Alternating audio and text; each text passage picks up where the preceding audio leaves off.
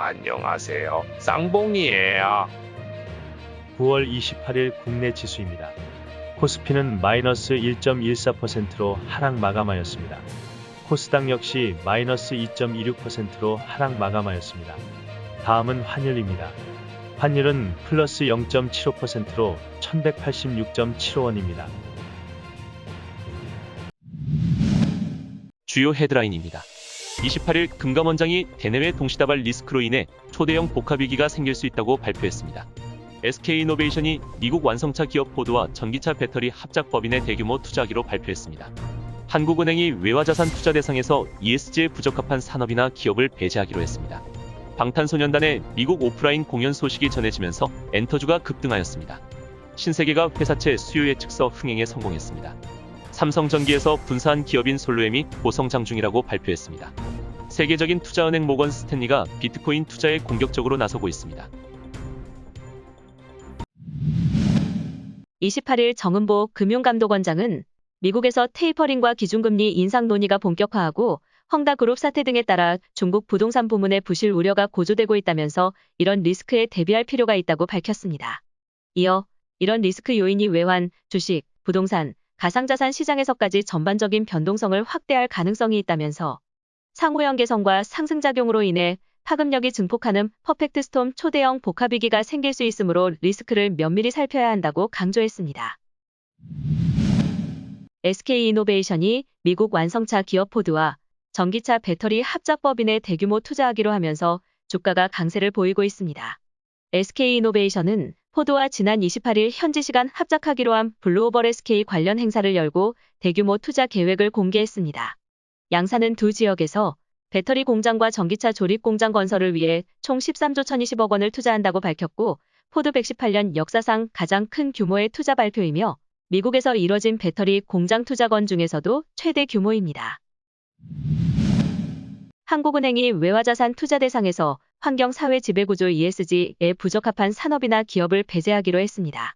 중앙은행으로서 공적 책임을 수행하는 것과 동시에 장기적으로 ESG 평가가 높은 기업이 더 높은 수익성을 가져다 줄 수 있다는 판단에서입니다. 한은은 지속가능성 위기가 심화되면서 사회 전체적으로 대응 필요성이 커지고 있는 가운데 중앙은행도 이런 노력에 동참할 필요가 있다며 장기적으로 ESG 관련 평가가 높은 기업이 규제 혜택 및 정부 지원, 소비자 선호 등으로 좋은 성과를 보일 것으로 전망된다고 밝혔습니다. 방탄소년단의 미국 로스앤젤레스 오프라인 공연 소식이 전해지면서 하이브 YG 엔터테인먼트, JYP 엔터테인먼트 등 엔터주가 급등했습니다. 백신 접종률이 높아지고 위드 코로나 정책을 시행하는 국가가 늘어나면서 BTS를 필두로 K-팝 아이돌 그룹의 해외 공연 개최가 늘어날 것이라는 기대감이 반영됐습니다. 또한 하이브의 3분기 영업이익 컨센서스는 754억 원으로 역대 최고 실적을 낼 것으로 전망됩니다. 신세계가 회사채 수요 예측서 모집 물량의 3배 가까운 자금을 받아내며 흥행에 성공했습니다. 28일 투자은행 IB 업계에 따르면 신세계는 3년물로 1,500억 원 모집에 3,900억 원, 5년물로 500억 원 모집에 1,900억 원의 자금을 받아 총 2,000억 원 모집에 5,800억 원의 자금을 받았습니다.